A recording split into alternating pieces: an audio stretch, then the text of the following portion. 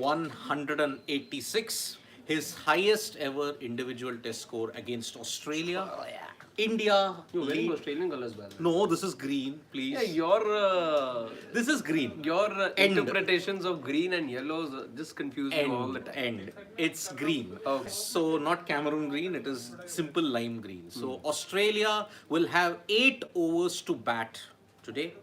India are leading by 91. They have ended on 571 for 9. Remember, Shreyas Iyer has not come out to bat. He'll probably not bat because of the fact and is in doubt for the ODI series. also. No confirmation though yet. No confirmation. But looks highly unlikely because he didn't come to bat today. No result as far as his scan reports are also concerned. So nothing that the BCCI has said as of now.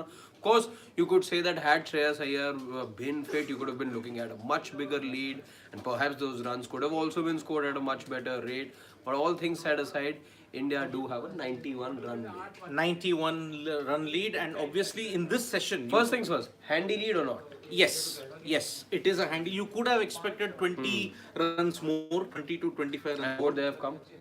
The problem was that only because when you started the session, okay, Akshar Patel showed tremendous intent. Yes. You were scoring at Yes. 5.2 per over. Yes. 5.2 runs per over for this was simply magnificent, and Yes. that is why they were at one They were stage. overs where you got 11 runs and 9 runs, and you were getting those few overs wherein you could see the tide turn. But what happened then? But then what happened? Mitchell Stark got rid of Akshar Patel for Yes. 79. That was... And after that, the scoring rate just stagnated. Virat Kohli tried to find the gaps. He was dropped by Peter Hanscom. Umesh Yadav came in. You would have expected Umesh Yadav would have tonked a couple of sixes, but unfortunately he was run out for a diamond duck. And Ashwin also, he tried to go over the top. He tried to increase the scoring rate, but Yes. unfortunately hold out to Matthew Kuhneman at that point in time. Yes. So unfortunately, Virat lost support towards the end. He also went for the big shot, top edged it, and that's why he fell for a magnificent... Twice, interestingly, the two occasions that we saw him right towards the very end go for those big hits. The one time he got dropped, the other time he ended up finding the fielder, and this time, though, contrary to the first time, he was dismissed. But having said that, kudos to Akshar. He showed once again why he has arguably been India's best batter in the Border Gavaskar Trophy. Perhaps he will not get to bat anymore. Yes. And that should be the case, I would say, because if Akshar's batting again, then you're looking at a lot of drama in Ahmedabad. Although that much of drama is not happening. See, 8 overs now, that is the key. Okay. That is the key. How much can India make any kind of inroads? How can the bowlers respond? See, I think it will first be pace. Maybe a bit of pace. Maybe they'll start with spin. It depends on how India start. If they can get a wicket or two by the end of the day's play. I think you need 2 to force a result over here. Again, otherwise you don't see a result coming out of a deck that's not supported the bowlers much. Even that Akshar dismissal, I thought there was a hint of movement of the deck, but there wasn't. It was very minimal. So again... that is why. But again, see, Virat Kohli, it all has to be about him. He could have scored his 8th double century. And remember, had he scored that, he would have scored a double century against every nation that he has played with. Remember, he's got 2 against Sri Lanka, he's got 1 against South Africa, 1 against New Zealand, and also West Indies. Australia, he had just gotten past his highest individual score of 169, which he'd made at Melbourne 2014. At the MCG, yes. But here, that is why it just did not happen. Okay, many people calling it a selfish knockback only. Okay, I will just say this thing, okay? He played according to the situation. Okay, he played according to the situation. Stroke making was not as simple, but yeah, Akshar Patel, if you are in form, if you've shown that intent, you could have batted aggressively. But as you saw here, the last 20 minutes... Home conditions for him, no? He of course knows this pitch and these conditions very well. So you can't say again with the ease with which he batted could have been replicated by Virat Kohli. I think Virat, like you said rightly, when he walked into bat and given the fact that Shreyas's availability was only well known to the team management and perhaps him, let's say only the team, it's still not public knowledge. So maybe he was just playing to the situation. He took over the responsibility and he played the kind of knock which was required. Again, not the kind of pitch that you could have just gone slam bang on from the very beginning. Exactly, but I think the last 15 to 20 minutes, I think you lost valuable time. You couldn't accelerate. Kohli tried to accelerate, but it just could not happen, which shows that stroke making even on this featherbed is actually going to be a very, very big problem. And as the day progresses on day 5, which is tomorrow, the last day of the Border Gavaskar Trophy, it is going to be very difficult to hang in there if the bowlers bowl at a very accurate level. Virat Kohli showed, even you've played over 300 balls, you've still batted for close to 10 hours, 7 to 8 hours, still you could not get going. That was the major part. And the last 15 to 20 minutes, I'm telling you, it might have cost India a bit of valuable runs and bit of valuable time, because he just could not, he was caught between a position, okay, should I rotate the strike, should I take twos, should I find the boundary? In the end, he did neither. So that is why you kind of lost out on precious time in that. But the one thing I'd like to say about the Australians here is they didn't give up in the field towards the end. Yes, there were spells all through the day, especially the second session where there were about 110 runs scored, if I'm not wrong. Yep.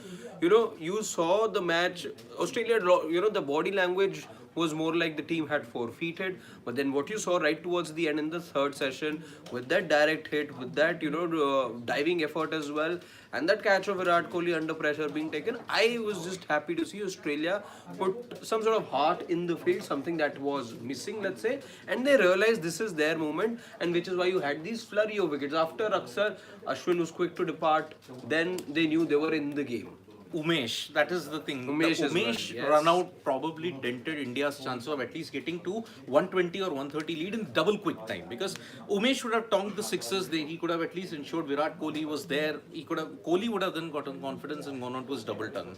But unfortunately, yet again, the scoring rate towards the last 20 to 25 minutes regressed, and that is why I think you are either 20-30 runs short of the lead, and also Virat Kohli could not accelerate. That is the major problem. But the one thing, as far as Kohli's acceleration is concerned, looking at how he batted in the 3 sessions today, I was reading through it. He had a strike rate of roughly about 33 in the first session. Yeah. Again, very unlikely of Virat Kohli, very uncharacteristic, I should say.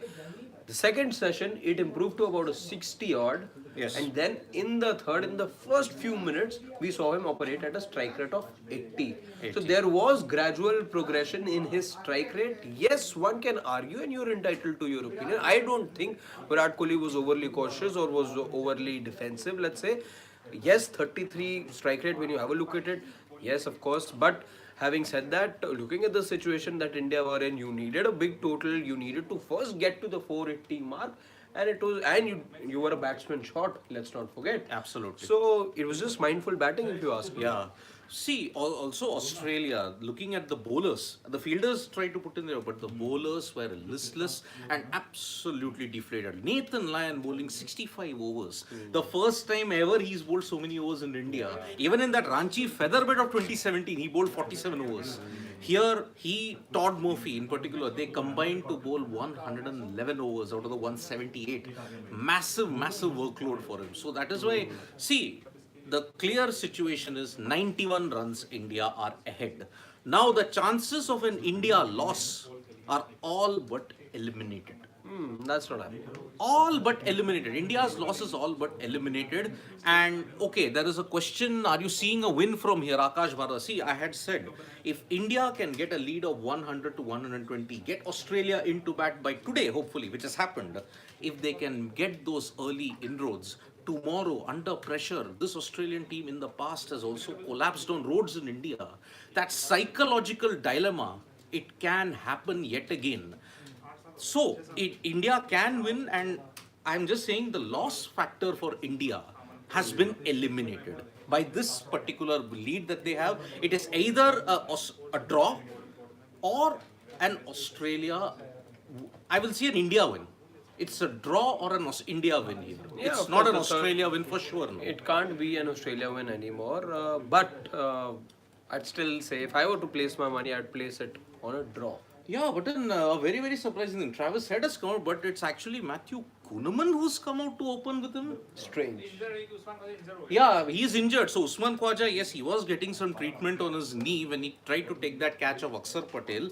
So he did get some he was treatment. limping, he was walking. He was gingerly, not walking properly. He was limping very gingerly on the outfield. So yes, not good news for Australia at the very beginning. Khwaja is not out there. It's Matthew Kuhneman.